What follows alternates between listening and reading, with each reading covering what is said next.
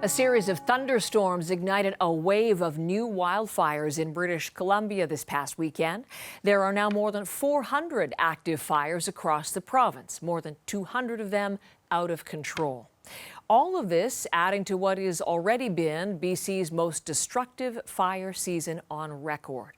And while crews battle the flames, the province is also dealing with extreme drought. Take a look at this map. The darker the red, the worse the drought conditions are. Joining me now is British Columbia's Minister of Emergency Management and Climate Readiness, Bowinn. Minister, welcome. Thank you for being our guest today. Thank you so much for having me. The latest numbers we have, Minister, from BC Wildfire Service is more than 400 active fires are burning in the province today. Where is the situation most critical, and are there any new areas of potential concern you're watching especially closely? So we're watching wildfire conditions right across the entire province. Our wildfire season started very early this year, mid-April, in fact. And for the first couple of months, most of the fires of concern were in the north, where we burned through almost 1.5 million hectares of land.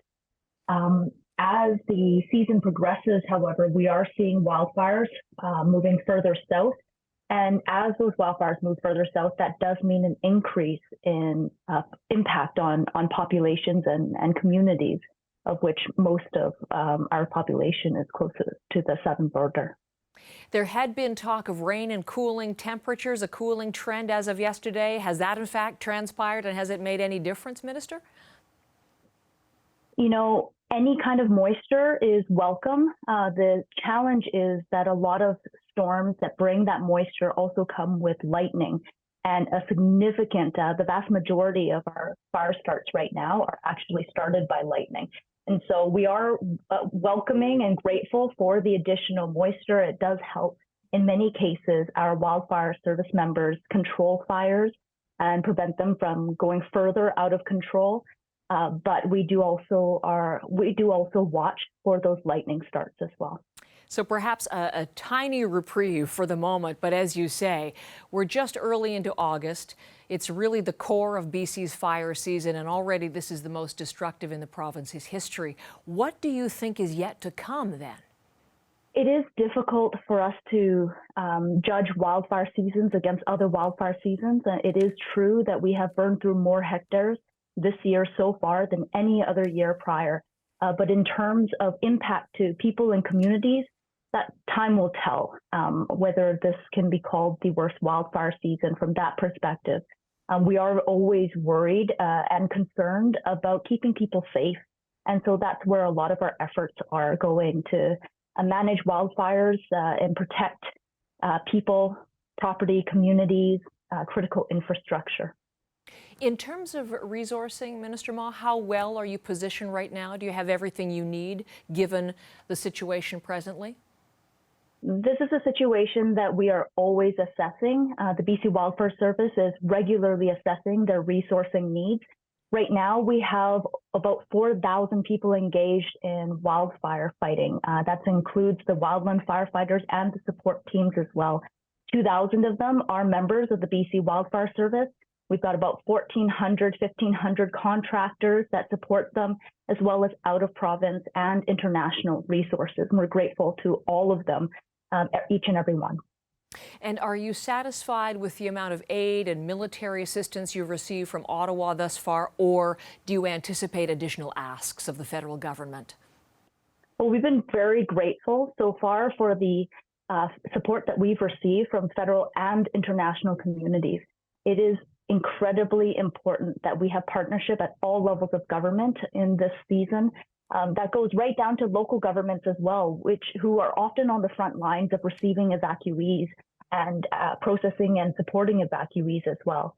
We have troops in British Columbia from the Canadian Armed Forces, and the BC Wildfire Service is working closely with them on managing the resources that we need. We've got Canadian Armed Forces aircraft on standby. We're very grateful for the partnership that we've received from the federal government so far, and it's likely that we will continue to need that partnership. Let me ask you a couple of broader questions, if you will. It's the first time on Power and Politics we've had the opportunity to speak to you since you took over this portfolio last December. Your title, Minister of Emergency Management and Climate Readiness. And it's the first time the province has had this designated as a standalone role or standalone portfolio, if you will. I've been thinking about what the province has been through since the fierce winter storms, now the fires, drought, heat. What has this experience been like as minister? You know, I'm incredibly grateful and humbled to be able to lead the first Ministry of Emergency Management and Climate Readiness in our province's history. But it comes with it a great burden that is felt not only by me, but by every member of the ministry and every individual is involved in emergency management throughout British Columbia. It is clear that the climate crisis is upon us, and that was why the ministry was created. It was to recognize that even as we do the work that we have to do to drive down greenhouse gas emissions that are causing climate change in the first place, we must also be ready for the impacts of climate change that are already here. And we have seen that in recent years. It's not just the wildfire season of this year or the absolutely unprecedented drought that we are experiencing, but it was also the atmospheric river event from a couple of years ago. There was a terrible wildfire season a couple of years ago as well. We've seen extreme heat events, extreme cold events. We've seen ice storms all in the last few years. It's no longer enough for us to be good at responding to and then recovering from disasters. We must also understand the risks of climate change that are facing our province and prepare and mitigate for those impacts before they happen. So, I mean, I can see that it has affected your appreciation of the climate crisis. I'm wondering if there's something that you've observed particularly this year, though. I mean, scientists have been saying something has changed this year. We heard the UN Secretary General just recently speaking of the era of global boiling, no longer global warming. What is your sense of what may have changed?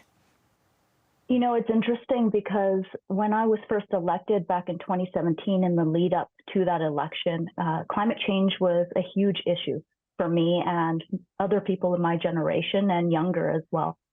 But even then, we spoke about climate change as though it was something that our children or our grandchildren would have to deal with if we did not tackle now. And what we're seeing today here in BC and across Canada and right across the world is that that isn't the case. It is here right now. It is no longer something that will impact us far off in the future or even a few years down the future. We're actively facing its impacts now. Mm-hmm. Here in British Columbia, we are at an unprecedented drought level across the entire province. We have not seen this level of drought ever in BC's history. It is extremely concerning. We're already seeing industries impacted. We're seeing wildlife impacted. And the impacts to many of our communities are likely still to come. The worst impacts are likely still to come. And these are the kinds of, oh, sorry, go ahead. No, I was just going to, sorry, I didn't mean to cut you off. I was just going to mention, it was interesting that you mentioned children, because you have spoken publicly that you and your spouse are expecting your first child this November. So that's a cause for congratulations, number one. But as you look to the future in this portfolio, is this now personal for you?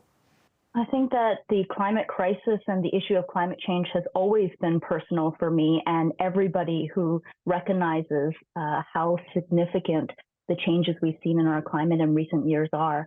But certainly it is incredibly important to me that I raise my child in a world and a province that is resilient against the kinds of changes that are likely to come, and that we're doing our part to actively drive down the greenhouse gas emissions that are causing climate change in the first place.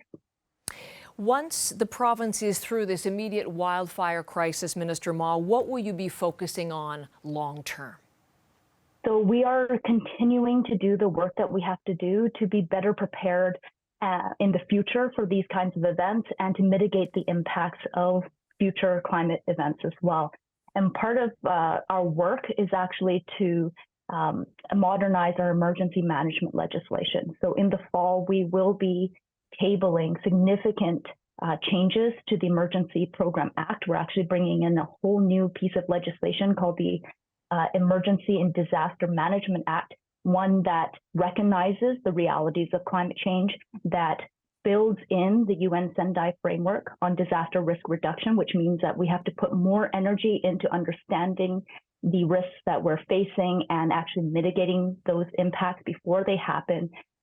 It also recognizes the need to make space for Indigenous communities so that Indigenous leadership can be equal partners in emergency management as well. So that's the work that we're going to be focusing on. Well, we're already focusing on it right now, even as we're fighting these fires, and we'll be tabling that legislation in the fall.